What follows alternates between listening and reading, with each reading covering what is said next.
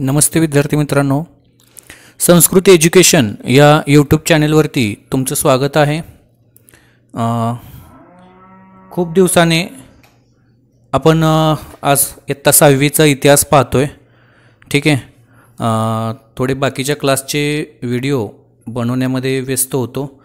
ठीक आहे, त्यामुळं थोडं वेळ झाला व्हिडिओ यायला।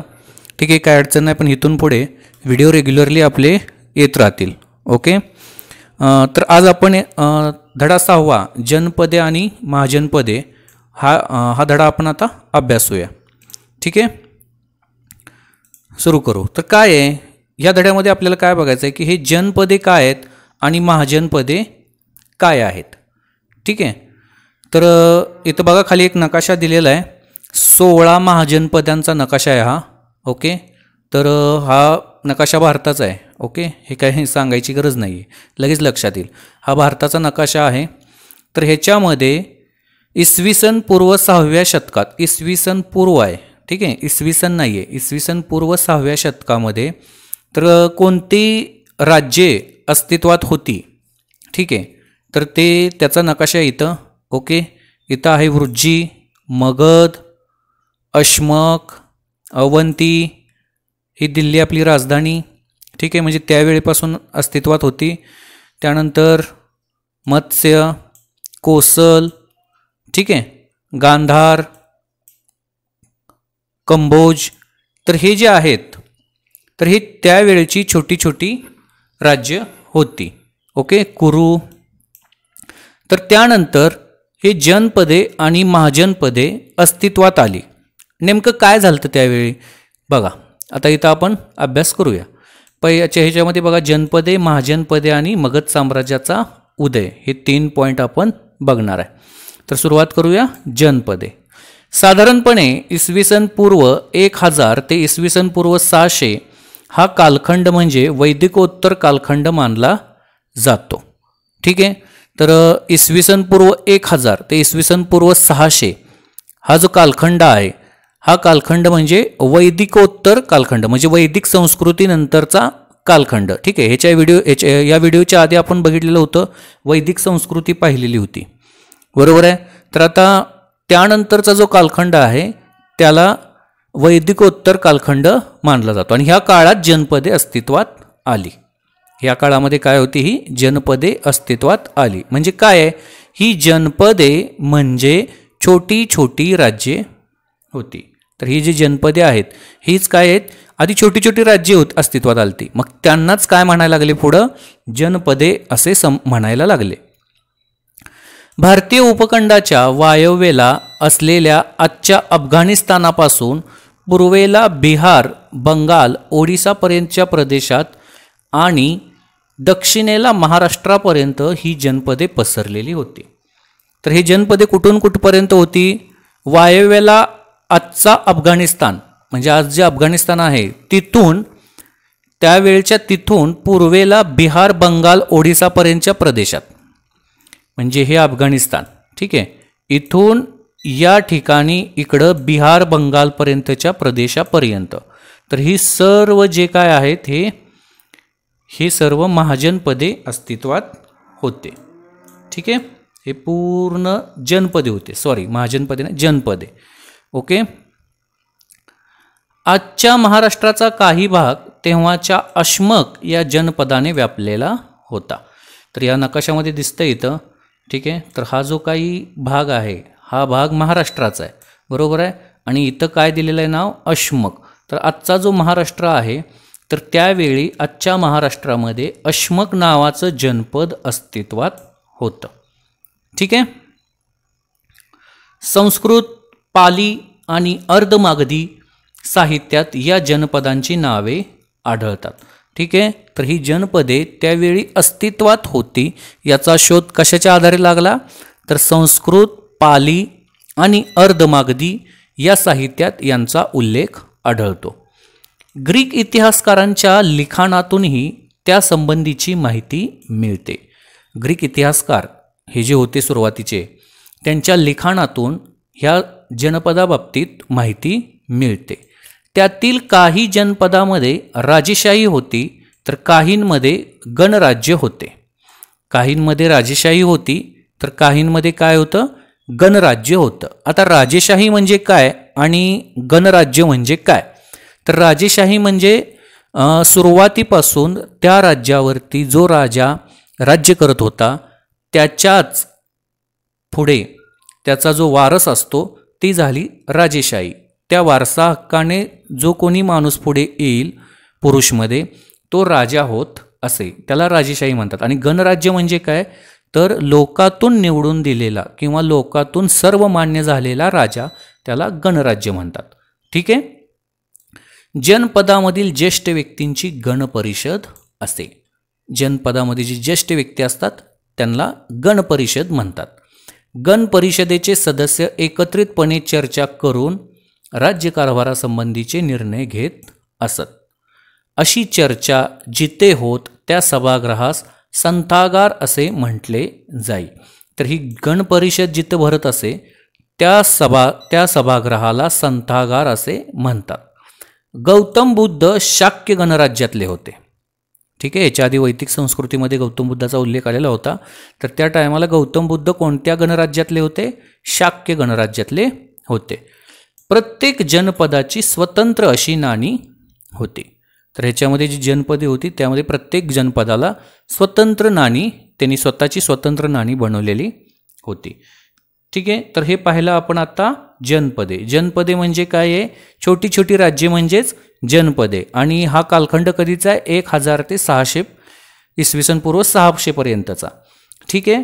आणि ह्यांच्यामध्ये बघा काही जनपदामध्ये राजेशाही होती, काहीमध्ये गणराज्य होते. आणि जनपदामधील ज्येष्ठ व्यक्तींची गणपरिषद असे आणि ही गणपरिषदेची एकत्रितपणे चर्चा करून राज्यकारभारासंबंधीचे ह्यामध्ये निर्णय घेतले जात. आणि अशी चर्चा जिथं व्हायची त्या सभागृहाला संथागार असे म्हणतात. गौतम बुद्ध हे शाक्य गणराज्यातले होते आणि प्रत्येक जनपदांची त्यांची स्वतंत्र अशी नाणी अस्तित्वात होती. ठीक आहे. हे झालं जनपद. ओके. त्यानंतर आहे महाजनपद. ठीक आहे. आता हे कोसल, वत्स, अवंती आणि मगध हे 4 महाजनपदे आहेत. ठीक आहे. तर हे जे महाजनपदांचा अभ्यास आपण, हे महाजनपदे हा पॉईंट पूर्ण अभ्यासल्यानंतर या ठिकाणी येऊया. ठीक आहे. काही जनपदे हळूहळू अधिक बलशाली झाली.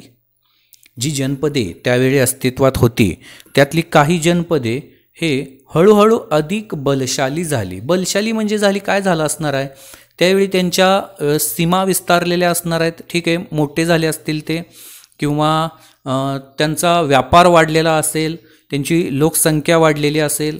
तर अशी जी हळूहळू जनपदे मोठी झाली ती बलशाली झाली. त्यांच्या भौगोलिक सीमा विस्तारल्या आणि त्यांच्या ज्या भौगोलिक सीमा होत्या मी आत्ता सांगितलं ते की हळूहळू सीमा ह्या विस्तारल्या. अशा जनपदांना महाजनपदे म्हटले जाऊ लागले. म्हणजे काय व्हायला लागलं, एक जनपद दुसऱ्या जनपदावरती हल्ला करून ते राज्य आपल्या राज्यात जोडायला लागलं. असं करत त्यांच्या ज्या भौगोलिक सीमा आहेत ह्या सीमा ह्या विस्तारल्या गेल्या आणि त्यांना पुढं काय म्हणायला लागले, महाजनपदे म्हणू लागले.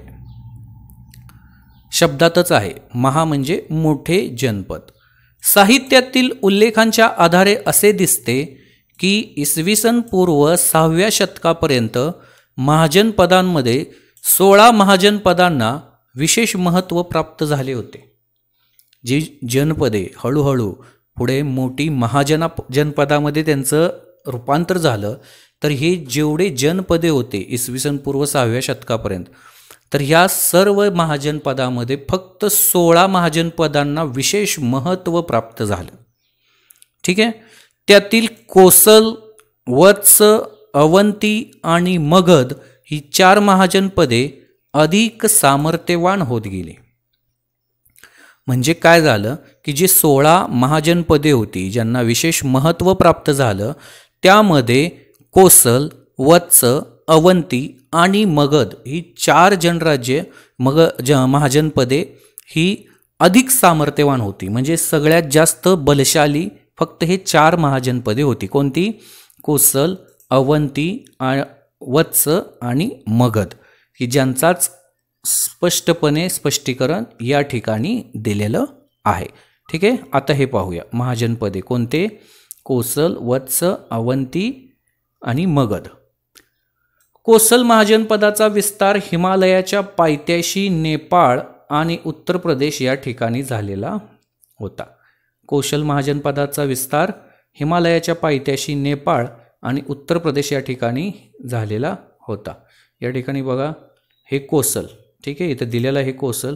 तर ह्याचा विस्तार हा हिमालयाच्या पायथ्याशी, बरोबर आहे, हा पूर्ण हिमालय आहे या ठिकाणी, आणि ह्याच्या पायथ्याला हा कोसल गणराज्य महाजनपदे होतं.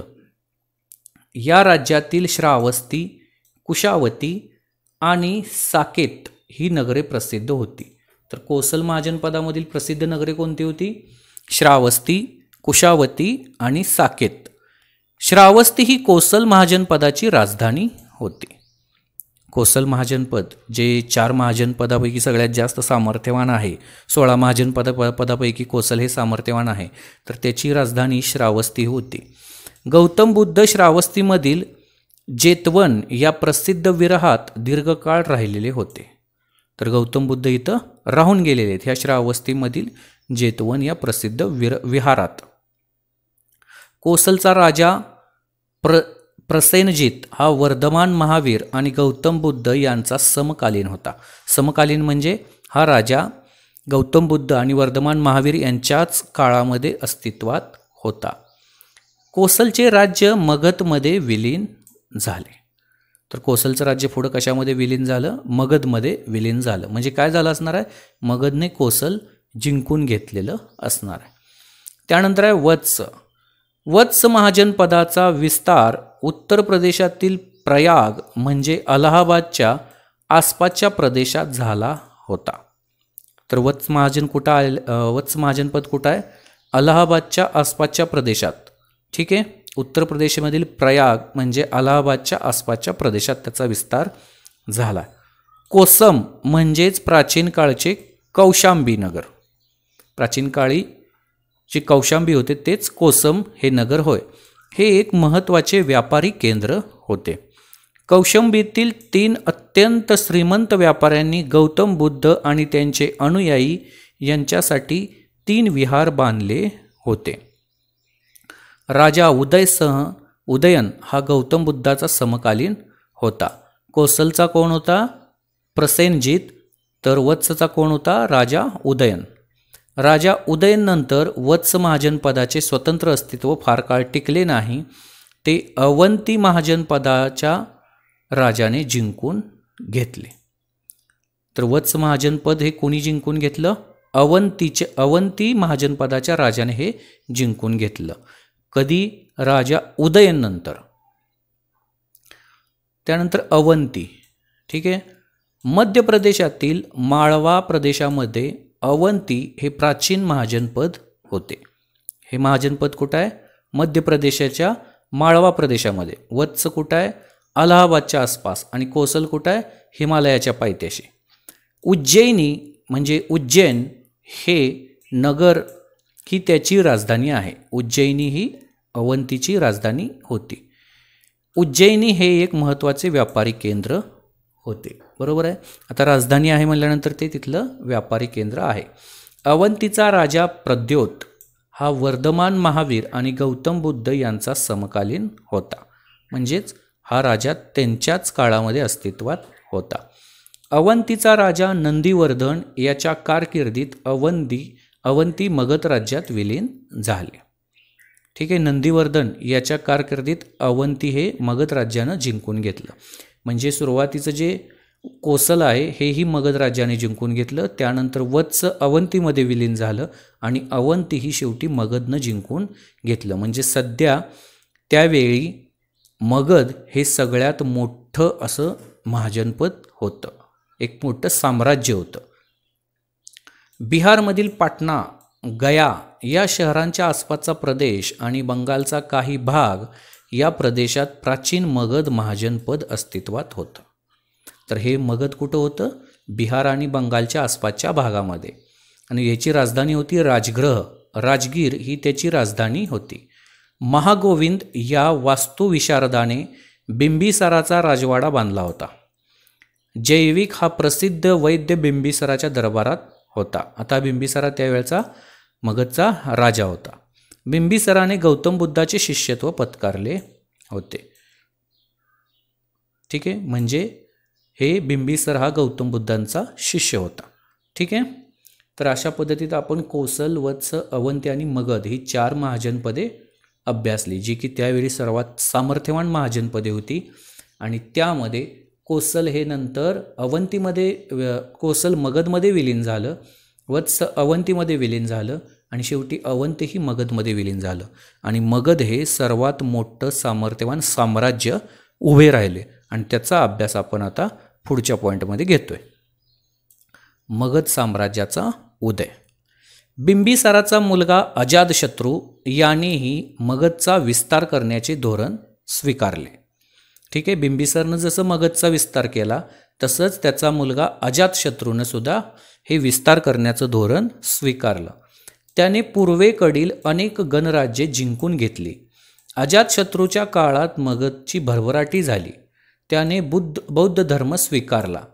गौतम बुद्धांच्या महापरिनिर्वाणानंतर अजातशत्रूच्या कारकिर्दीत राजगृह येथे बौद्ध धर्माची पहिली संगती म्हणजेच परिषद झाली. तर ज्यावेळी गौतम बुद्धांचं महापरिनिर्वाण झालं त्यानंतर अजातशत्रूनं राजगृह येथे, जी की त्यांची राजधानी होती, बौद्ध धर्माची पहिली संगीती म्हणजेच परिषद झाली. हे अजातशत्रूच्या काळातलं शिल्प आहे. ठीक आहे, म्हणजे हे अजातशत्रूचं अजातशत्रू कसा होता, काय होता, त्याचं पूर्ण रेखाटन ह्याच्यामध्ये केलेलं आहे. ठीक आहे, अजातशत्रूच्या काळात मगधच्या पाटलीग्राम या नव्या राजधानीचा पाया घातला गेला. ठीक आहे, आधी राजगृह होती, त्यानंतर अजातशत्रूच्या काळात मगधच्या राजधानी कुठली झाली, पाटलीग्राम. पुढे हेच पाटलीपुत्र या नावाने प्रसिद्ध झाले. पाटलीग्रामलाच पुढं काय म्हणायला लागले, पाटलीपुत्र. आणि पाटलीपुत्र हे आजच्या पाटणा शहराच्या परिसरात असावे. ठीक आहे, आजची जी बिहारची राजधानी आहे पाटणा, तर त्या ठिकाणी हे पाटलीपुत्र असावे. अजातशत्रूनंतर होऊन गेलेल्या मगधच्या राजांमध्ये शिशुनाग हा महत्त्वाचा राजा होता. त्याने अवंती, कोसल आणि वत्स ही राज्ये मगधला जोडली. ठीक आहे, आता मगाशी आपण पाहिली ते कोणाच्या काळात झाली, शिशुनाग ह्या राजाने ही राज्ये जोडली. उत्तर भारताचा जवळजवळ सर्व प्रदेश मगधच्या अंमलाखाली आला. अशा रीतीने मगध साम्राज्य आकाराला आले. मगध साम्राज्याचे नंदराजे. ठीक आहे, त्यानंतर जे शिशुनाग आहेत त्यानंतर जे राजे आलते त्यामध्ये साम्राज्याचे नंदराजे होते. इसवी सन पूर्व 364 ते इसवी सन पूर्व 324 या काळात मगध साम्राज्यावर नंदराजाची सत्ता होती. एका मोठ्या साम्राज्याला आवश्यक अशी शासन व्यवस्था नंदराजांनी निर्माण केली. त्याच्याजवळ काय होतं, पायदळ, घोडदळ, रथदळ आणि हत्तीदळ असे चतुरंग सैन्य हे मगध नंदराजाच्या जवळ होते किंवा नंदराजांनी अशा शासन व्यवस्थेची रचना केली. त्यांनी वजनमापांची प्रमाणित पद्धत सुरू केली. नंदराजाने वजनमापाची प्रमाणित पद्धती सुरू केली. नंद घराण्याच्या शेवटच्या राजाचे नाव होते धनानंद. ठीक आहे, त्याच्या काळापर्यंत मगध राज्याचा विस्तार पश्चिमेकडे पंजाबपर्यंत झालेला होता. अजून धनानंद राजा हा गादीवरती आलेला नव्हता तोपर्यंत मगध साम्राज्याचा विस्तार पश्चिमेकडे पंजाबपर्यंत झालेला होता. धनानंदच्या कारकिर्दीत चंद्रगुप्त मौर्य या महत्त्वाकांक्षी तरुणाने पाटलीपुत्र जिंकून घेतले, म्हणजे त्यांची राजधानी जिंकून घेतली आणि नंद राजवटीचा शेवट केला आणि मौर्य साम्राज्याचा पाया घातला. ठीक आहे, म्हणजे ह्याच्या आधीही तुम्हाला धनानंद या राजाबद्दल माहिती मिळाली असेल की हा खूप विलासी राजा होता. ठीक आहे, त्याच्या प्रजेकडे त्याचं कसल्याही प्रकारचं लक्ष नव्हतं. खूप विलासीचा अर्थ फक्त मौज मजा करणे, दारू पिणे आणि मस्त फिरणे, ऐश करणे असं या धनानंदचं कार्य होतं. ठीक आहे, त्यामुळे याला हे पूर्ण जे मगध एवढं मोठं साम्राज्य होतं हे त्याला सांभाळता आलेलं नाही. त्यामुळे त्याचा शेवट झाला आणि त्यावेळी चंद्रगुप्त मौर्य नावाचा एक महत्त्वाकांक्षी तरुण होता आणि ह्या चंद्रगुप्त मौर्याला शिक्षण देणारा व्यक्ती म्हणजे आपला आचार्य चाणक्य. ठीक आहे, त्यांनी चंद्रगुप्त मौर्याला तयार केलं आणि त्याच्या मार्गदर्शनाने त्यानं पाटलीपुत्र जिंकून मौर्य साम्राज्याचा पाया घातला. ठीक आहे, आणि ह्या मौर्य साम्राज्याचं पूर्ण कशा पद्धतीनं पाया घातला, त्याचा उदय कसा झाला आणि पुढे विस्तार कसा झाला, ही सर्व माहिती आपण पुढच्या पाठामध्ये आणि पुढच्या व्हिडिओमध्ये घेणार आहे. ठीक आहे, तर अशा प्रकारे आपण मगध साम्राज्याचा उदय आणि मगध साम्राज्याचे नंदराजे यांचा अभ्यास केला. आता जी 16 महाजनपदे आहेत ते कोणते आहेत बघा. पहिला आहे काशी, आत्ताचं बनारस, कोसल, आत्ताचं लखनौ, मल्ल, आत्ताचं गोरखपूर, वत्स, आत्ताचं अलाहाबाद, चेदी, आत्ताचं कानपूर, कुरू, आत्ताची दिल्ली, पांचाल, रोहिलखंड, मत्स्य, आत्ताचे जयपूर, शूरसेन, आता मथुरात आहे, अश्मक, औरंगाबाद म्हणजेच महाराष्ट्रात आहे, अवंती, उज्जैन, अंग, चंपा पूर्व बिहार, मगध दक्षिण बिहार, वृज्जी उत्तर बिहार, गांधार पेशावर आणि कंबोज गांधारजवळ. ठीक आहे, हे 16 महाजनपदे आहेत. ठीक आहे, विचारतील परीक्षेला, त्यामुळं तोंड पाठ करून ठेवा. ओके, तर अशा पद्धतीने हा धडा संपलेला आहे. पुढल्या व्हिडिओमध्ये आपण स्वाध्याय घेऊया. ठीक आहे, तर हा स्वाध्याय आपण पूर्णपणे पुढच्या ह्याच्यामध्ये घेऊया. थोडासा आहे, होऊन जाईल. ओके, ठीक आहे, काय शंका असतील तर कमेंट करून विचारा. ओके, तुमच्या शंकाचं निरसन केलं जाईल. आणि दुसरी गोष्ट, जी तुम्ही प्रतिसाद देताय व्हिडिओसाठी, खूप छान प्रतिसाद आहे. आणखीनही काही बदल हवे असतील तर तेही सुचवा आणि व्हिडिओ आणखीन कसा हवा आहे तेही सुचवा. त्याबद्दलही बदल केले जातील आणि चांगल्या पद्धतीनं व्हिडिओ येतील. ओके, चॅनलला कोणी सबस्क्राईब केलं नसेल तर आणखीन सबस्क्राईब करा आणि जास्तीत जास्त तुमच्या विद्यार्थ्यांपर्यंत, मित्रांपर्यंत शेअर करण्याचा प्रयत्न करा. ओके, थांबूया आपण. धन्यवाद.